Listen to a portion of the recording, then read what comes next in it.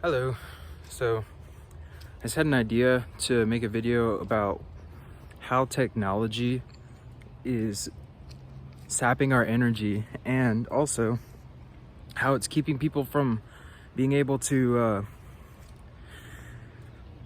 tap into a higher state of consciousness, or in the terms of the law of one, to reach intelligent infinity.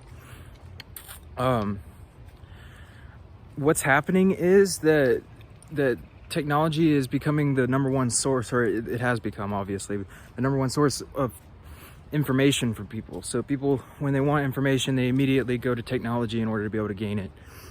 But that information is actually information that has been permeated through the entire culture already, and it's like never giving you anything fresh or new.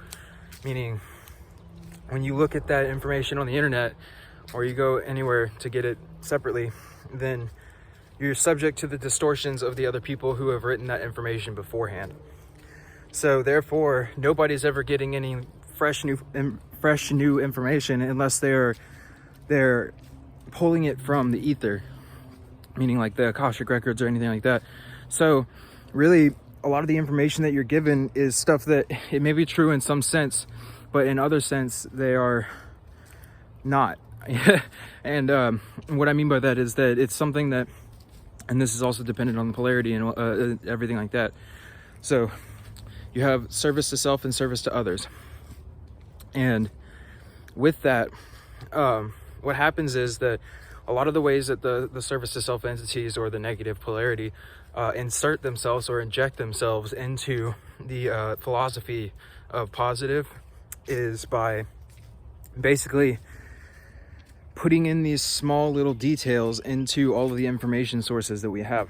So what that means is that everything is subject to negative infringement, and the internet is subject to being controlled by the negative infringement.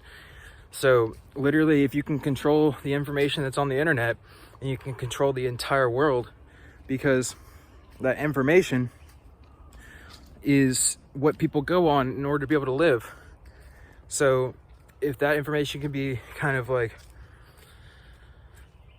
say, dumbed down in a way, or is put up in a way that kind of like has these small little injections of negativity in them, and it's almost like little seeds that when you take in that information, those seeds grow, and then by the time they're harvestable, they're so rotten that it causes a lot of distortion. So this was just really quick, but I'll keep going for a minute. But basically, I'm just talking about how technology is pulling people into a space where they're unable to collect information from everything around them. And also, even when they do start to collect information from everywhere around them, they have trouble believing it, and then they try to source or resource the internet in order to be able to kind of verify that information, when in reality they should have an intuition inside of them that is able to verify that information immediately. And in reality, they probably should have been developing that intuition instead of developing a relationship with the internet. Yes, the information on the internet can be useful, and it is good in a lot of different ways. But in order to be able to advance as a full society and as a service to others society, we have to have full and open communication with each other. And the only way to do that is by understanding that we can link minds together in the same way that the internet works. So like, as we link these computers together, we can actually link our minds together in the same way. And then the information will not be as distorted, because when, like, say when you have somebody tell you something, normally you can tell when they're lying by their energy, or by the way that it feels whenever they're talking to you. But when you're looking on the internet, it's a lot harder to tell when somebody's lying, if it's something that you don't know a lot about, or if it's something that is a really, really small kind of lie that eventually turns into something bigger.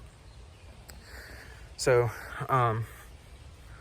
basically, also, I'm trying to get to a point where you can see that you can actually pull information from entities that are around you, but they call it channeling, obviously. But like, this is when you get new information, which also is subject to, you know, negative intrusion as well. But it's easier to kind of discern that by really kind of like pulling that information into your heart space and then discerning it through your intuition. And if it's something that brings you feelings of fear or doom or anything like that, then most likely it is of a negative kind of orientation. It seems like the population is controlled through technology and through media, and basically all these things that people have kind of gotten used to using as their information source is actually the things that are bringing them into a space where they're unable to tap into the information that they really want. And that's then bringing people into a space where they are stuck vibrationally and mentally and easily controllable.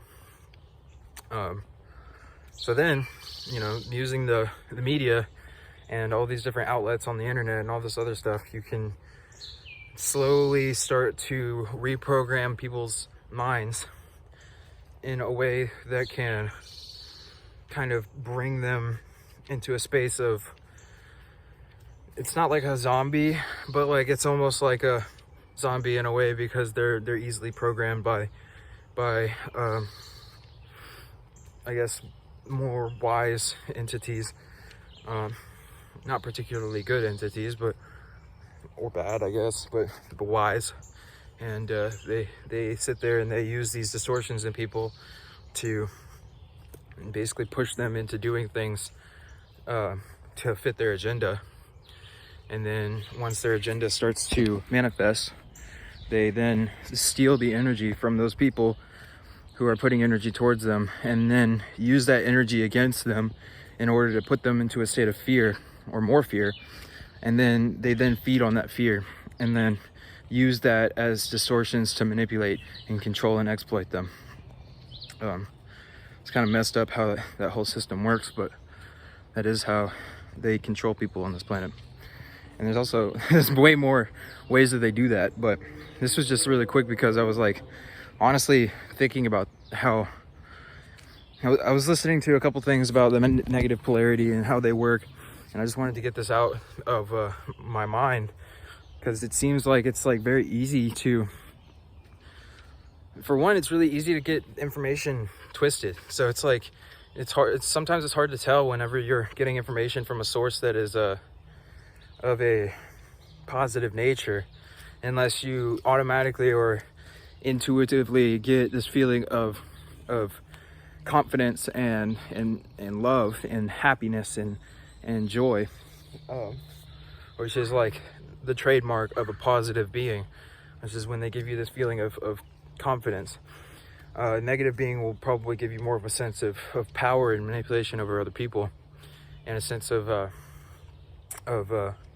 eliteness, or like better, or like it's like you're better than them in whatever way that you decide that you are.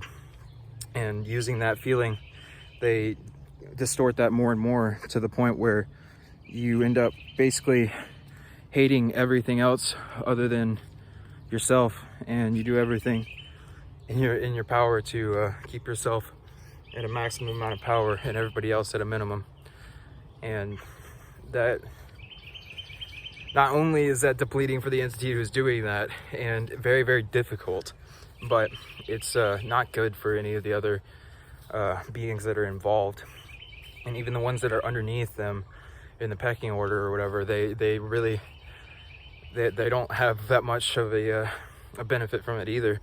Honestly, like, they go through a bunch of tribulations and problems and things like that in order to be able to basically build up the distortions in their lower 3 chakras to the point where they can contact intelligent infinity. But that contact is really, really warped and distorted because of the whole lifetime and lifetimes of building up those distortions and then lower ascenders. And since they never open their heart, they basically have to build a bridge across the heart using their lower centers. So they basically distort this so much that it builds up a bridge that goes over the heart and over the throat and up into the third eye. And so when their third eye opens, they see everything as being themselves, but they see it as themselves as if they're like, it's like life is a living dream. And since you're the dreamer, what you do to the other people in life doesn't matter. So if you decide to manipulate and extort everybody else in order to make yourself more powerful, then that's perfectly fine, because it's just your dream, and what you do to the other people doesn't matter. And which is a valid way of looking at things, but it's very destructive, and it causes a lot of entropy. But it's okay. I don't know, man. It's really interesting just to see this, because I see the validity of all of the different kind of philosophies, but it's I mean, I see validity in the fact that, like, people honestly, like, people who are service to self, like, they don't understand that love is the permeating aspect of everything. So trying to do everything without love is impressively hard. And